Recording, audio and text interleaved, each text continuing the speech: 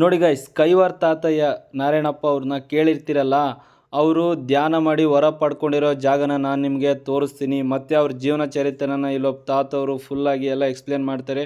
ತಪ್ಪದೆ ಪ್ಲೀಸ್ ಈ ವಿಡಿಯೋನ ಫುಲ್ ಎಂಡ್ವರೆಗೂ ನೋಡಿ, ಅವ್ರ ಜೀವನ ಚರಿತ್ರೆನ ಕೇಳಿ ಎಲ್ಲ. ಸ್ವಾಮಿ, ಇದು ಪೂರ್ವ ಕಾಲದಲ್ಲಿ ತಾತಯ್ಯ ಅವ್ರ ತಂದೆ ತಾಯಿ ಕೊಂಡಪ್ಪ ಮುದ್ದಮ್ಮ. ಕೊಂಡಪ್ಪ ಮುದ್ದಮ್ಮ ಆದರೆ ಅವರು ಬಳೆ ತೊಡಗರು. ಅವ್ರಿಗೆ ಮಕ್ಕಳಿದ್ದಾಗ ಅವರು ಈ ಅಮಲನಾರಾಯಣ ಸ್ವಾಮಿ ದೇವಸ್ಥಾನಕ್ಕೆ ಅವರು ಯಾವಾಗೂ ಪೂಜೆಗೆ ಹೋಗ್ತಾಯಿದ್ರು. ತುಳಸಿ ಅಯ್ಯಪ್ಪ ಅವ್ರ ಪಾದದಲ್ಲಿ ಮಡಗಿಬಿಟ್ಟು ಅವ್ರು ಪೂಜೆ ಮಾಡಿಕೊಂಡು ಮತ್ತೆ ವ್ಯಾಪಾರಕ್ಕೆ ಹೊರಟೋಗ್ತಾಯಿದ್ರು. ಆಯಮ್ಮನಕ ಮುದ್ದಮ್ಮ ಅನ್ನೋ ಅಮ್ಮಕ್ಕೆ ಮಕ್ಕಳಿಲ್ಲದಕ್ಕೆ ಆಯಮ್ಮನಿಗೆ ನೋವು.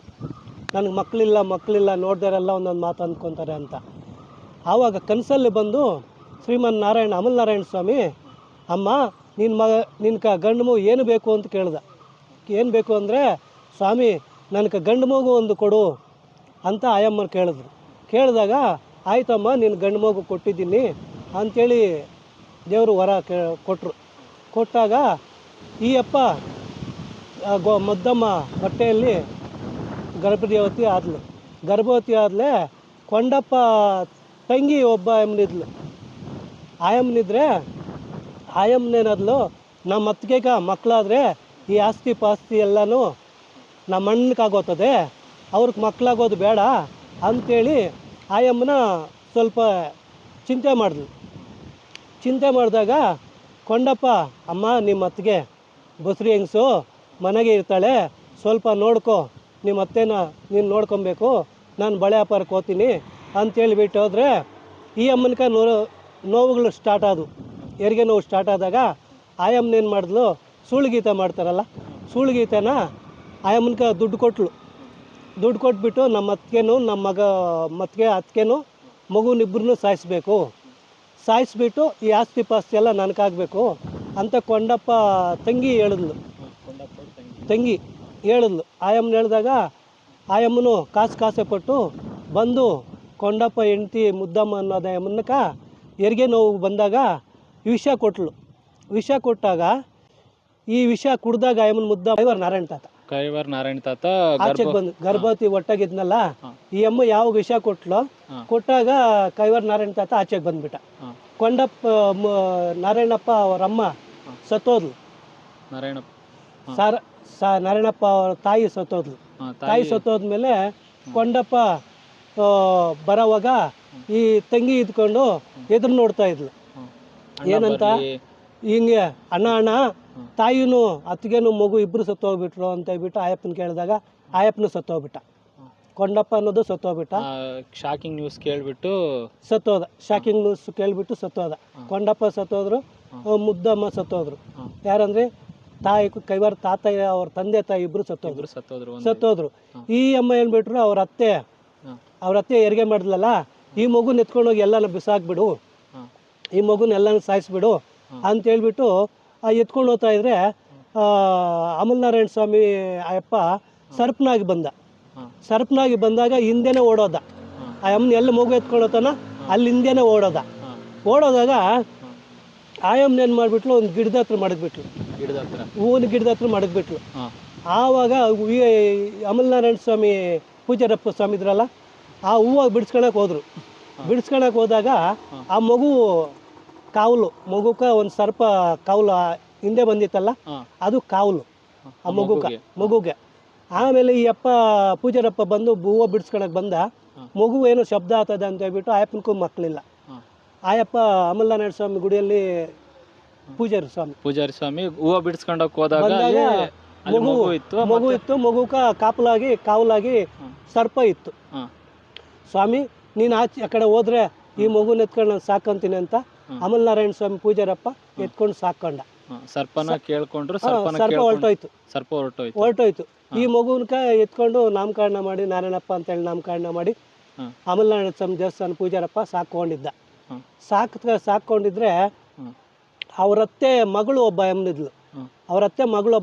ಅಮ್ಮನು ಈ ಅಪ್ಪ ನಾರಾಯಣಪ್ಪ ಯಾವಾಗ ಹೂವು ಬಿಡಿಸೋದು, ತಾತ್ಗಾರಕ್ಕೆ ಹೂವು ಬಿಡಿಸೋದು, ಹೂವು ತಗೊಂಡು ಕೊಡೋದು, ಅಲ್ಲಿ ಏನು ಕೆಲಸ ಇದೆಯೋ ಆ ಕೆಲಸಗಳೆಲ್ಲ ಮಾಡ್ಕೊಂಡಿದ್ದ ಅಮಲನಾರಾಯಣ ಸ್ವಾಮಿ ಗುಡಿಯಲ್ಲಿ.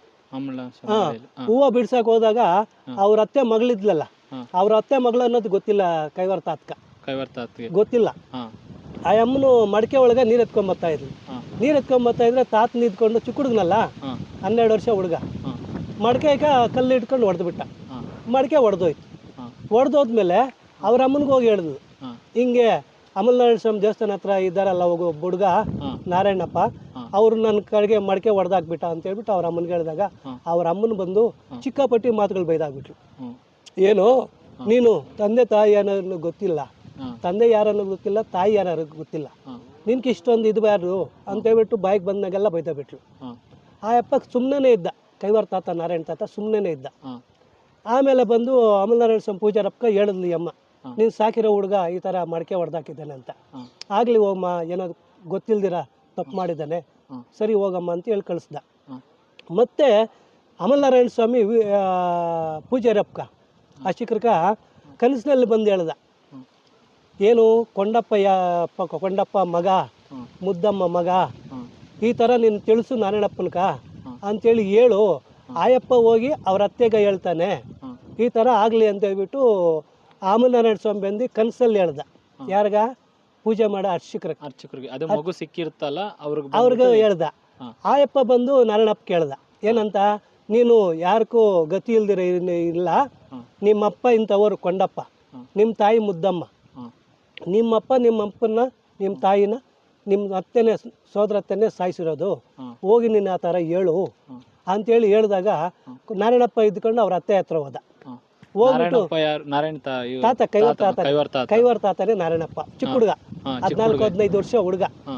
ಆವಾಗ ಏನು ಮಾಡ್ದ, ಕನಸಲ್ಲಿ ಬಂದು ಯಾರು ಹೇಳಿದ್ರು? ಅಮಲನಾರಾಯಣ ಸ್ವಾಮಿ ಪರಮಾತ್ಮ. ಅವರೆಲ್ಲ ಹೊರ ಕೊಟ್ಟಿದ್ದು ಅಯ್ಯಪ್ಪ, ವರ ಪುತ್ರ ಅಯ್ಯಪ್ಪ. ಕೃಷ್ಣ ಅವತಾರ ಎತ್ತಿ ಶ್ರೀಮನ್ನ ಅವತಾರ ಬಂದು ಜನಗಳ್ಕ ಗೊತ್ತಿಲ್ದಿರೋರ್ಕ ನಾವು ಬೋಧ ಮಾಡಬೇಕು, ಅವ್ರಿಗೆ ಏನು ಬೋಧ ಮಾಡಬೇಕು, ದೇವ್ರ ಬಗ್ಗೆ ಹೇಳಬೇಕು, ಒಳ್ಳೆ ದಾರಿ ನಡಿಬೇಕು ಜನಗಳು ಅಂತ ಆ ಸೃಷ್ಟಿ ಮಾಡ್ದ ದೇವ್ರು. ಯಾರು ಮಾಡ್ದ? ಅಮಲನಾರಾಯಣ ಸ್ವಾಮಿ ತಾತಪ್ಪನ್ನ ನಾರಾಯಣ ತಾತ ಅಂತೇಳಿ ಸೃಷ್ಟಿ ಮಾಡಿ ಅವ್ರಿಗೆ ಹೊಟ್ಟೆ ಒಳಗೆ ಹಾಕ್ದ.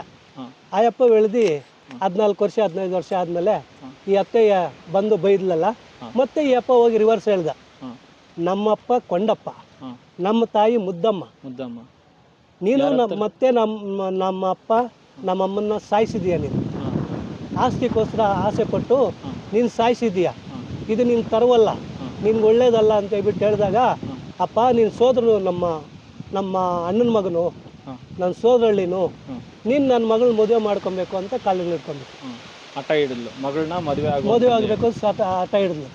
ಹಠ ಹಿಡಿದಾಗ ಮತ್ತೆ ಆಯಪ್ಪ ಮದುವೆ ಆದಮೇಲೆ ಅವ್ರ ಸಂಸಾರ ಆಯಿತು. ಸಂಸಾರ ಆದರೆ ನಾವು ಬಳೆಯವರು ಬಲ್ಜಿಗರು, ನಾವು ಬಳೆ ವ್ಯಾಪಾರ ಮಾಡಬೇಕು ಅಂತೇಳಿ ಬಳೆಗಳ್ಕ ಹೋದ್ರೆ ಈ ಅಪ್ಪ ಬಳೆ ಹಾಕಿದ್ರೆ ಯಾರ ಹತ್ರ ಕಾಸು ಕೇಳೋದಿಲ್ಲ.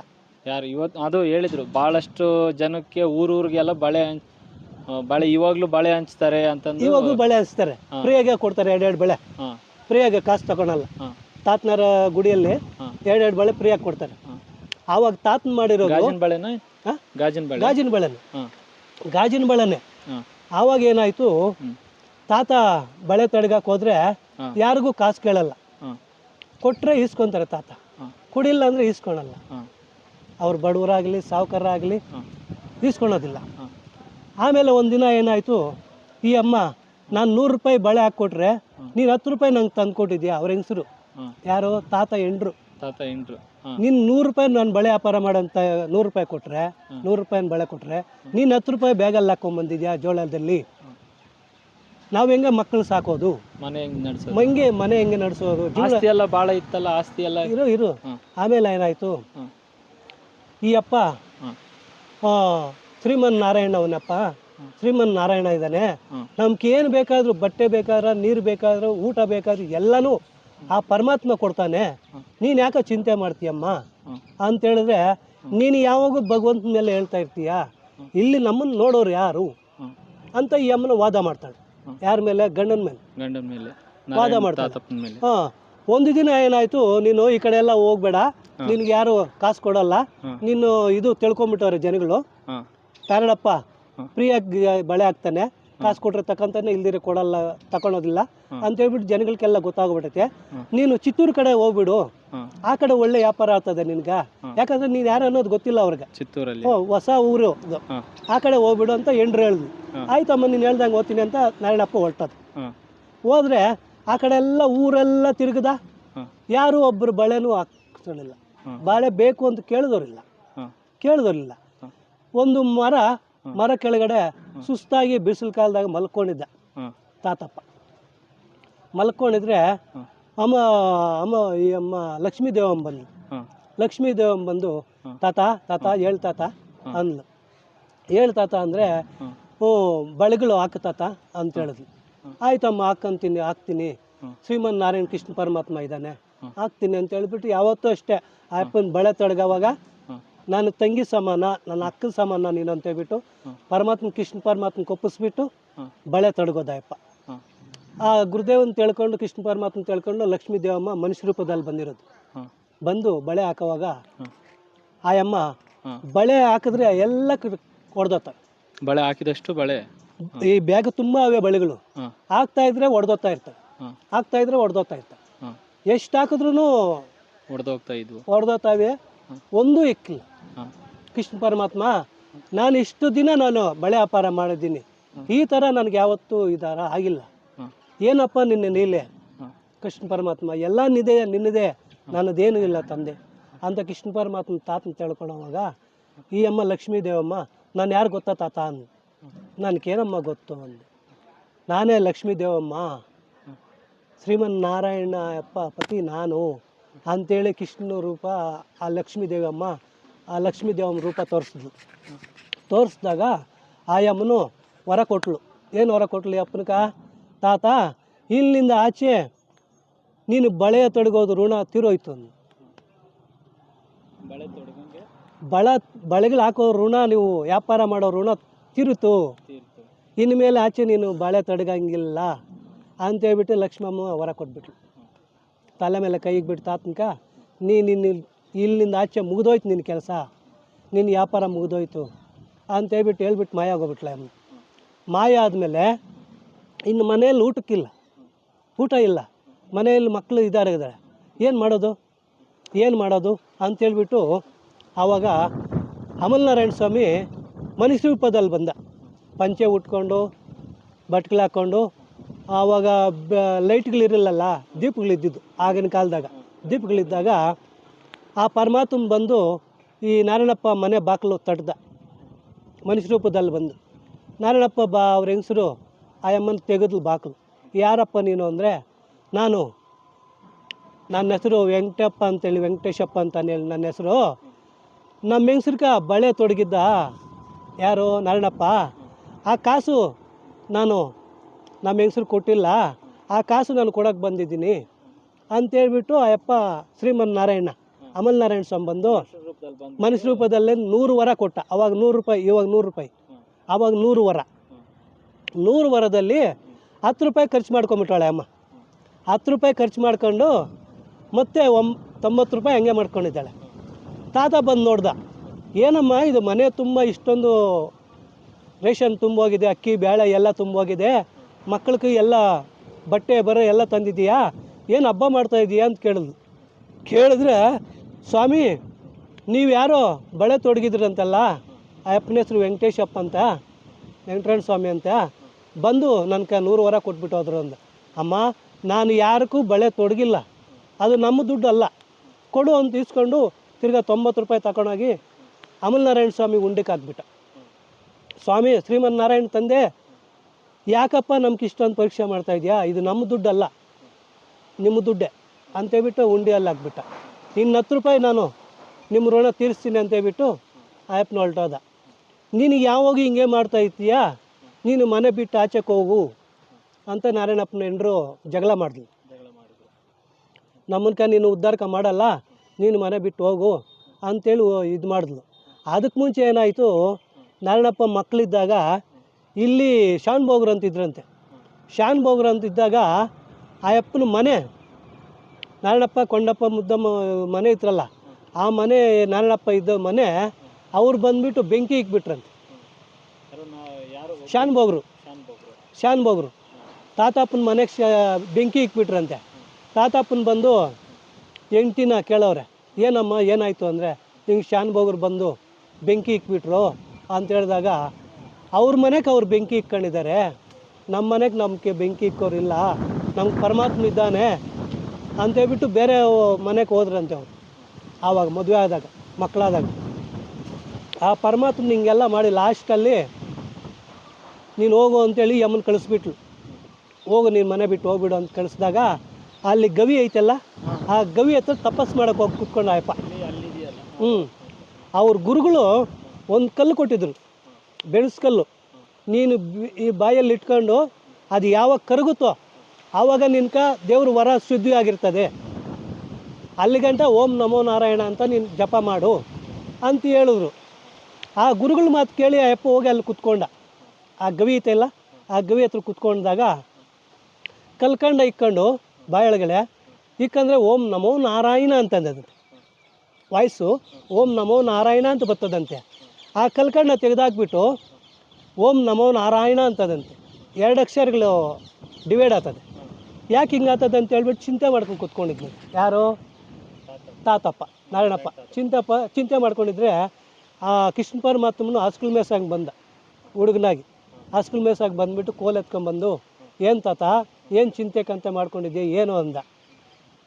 ಆವಾಗ ನನ್ನ ಸಂಸಾರ ಬಾಧೆ ಹಿಂಗಾಯಿತು, ಹಿಂಗೆ ಅಂದಾಗ, ಸಂಸಾರ ಬಾಧೆ ಬಿಟ್ಟಾಕು, ನೀನು ಇಲ್ಲಿ ತಪಸ್ಸು ಮಾಡು, ಓಂ ನಮೋ ನಾರಾಯಣ ಅಂದರೂ ಒಂದೇ, ಓಂ ನಮೋ ನಾರಾಯಣ ಅಂದರೂ ಒಂದೇ, ನೀನು ಯಾವುದ್ರೆಲ್ಲ ಕೂಗಿದ್ರು, ಯಾವುದ್ರಲ್ಲ ದೇವರು ತಪಸ್ಸು ಮಾಡಿ ಜ್ಞಾನ ಮಾಡಿದ್ರು ಒಂದೇ, ನೀನು ತಪಸ್ಸು ಮಾಡು ಅಂಥೇಳಿ ಕೃಷ್ಣ ಪರಮಾತ್ಮ ಹೇಳ್ಬಿಟ್ಟು ಮಾಯ ಆಗೋದ್ಮೇಲೆ ಅಪ್ಪನು ಹೊರ ಕೇಳ್ಕೊಂಡು ಅಲ್ಲಿ ಕುತ್ಕೊಂಡು ತಪಸ್ಸು ಮಾಡ್ದ.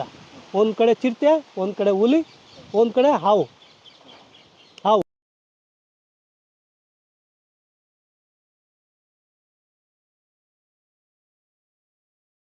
ಕೇಳಿದ್ರಲ್ಲ ಗಾಯ್ಸ್, ಇದು ಬಂದುಬಿಟ್ಟು ಕೈವಾರ್ತಾತ, ಅಂದರೆ ಕೈವಾರ್ತಾತ ನಾರಾಯಣಪ್ಪ ಅಂತ ಕೇಳಿದ್ರಲ್ಲ, ಅವರು ಇಲ್ಲಿ ಧ್ಯಾನ ಮಾಡಿ ತಪಸ್ ಮಾಡಿ ವರ ಪಡ್ಕೊಂಡಿರೋದಂಥ ಜಾಗ ಅಂತ ಇದನ್ನ ಹೇಳ್ತಾರೆ. ಇದ್ರ ದಿನ ಚರಿತ್ರೆ ಏನೋ ಭಾಳ ಇದೆ, ಅದು ನೆಕ್ಸ್ಟ್ ವಿಡಿಯೋದಲ್ಲಿ ಅಪ್ಡೇಟ್ ಮಾಡ್ತೀನಿ. ನೆಕ್ಸ್ಟ್ ವಿಡಿಯೋಗೋಸ್ಕರ ನಮ್ಮ ಚಾನಲ್ನ ಸಬ್ಸ್ಕ್ರೈಬ್ ಮಾಡ್ಕೊಂಡು ಸಪೋರ್ಟ್ ಮಾಡಿ ಅಂತ ಕೇಳ್ತೀನಿ. ನೆಕ್ಸ್ಟ್ ವಿಡಿಯೋಗೋಸ್ಕರ ಪ್ಲೀಸ್ ಒಂದು ಥಮ್ಸ್ ಅಪ್.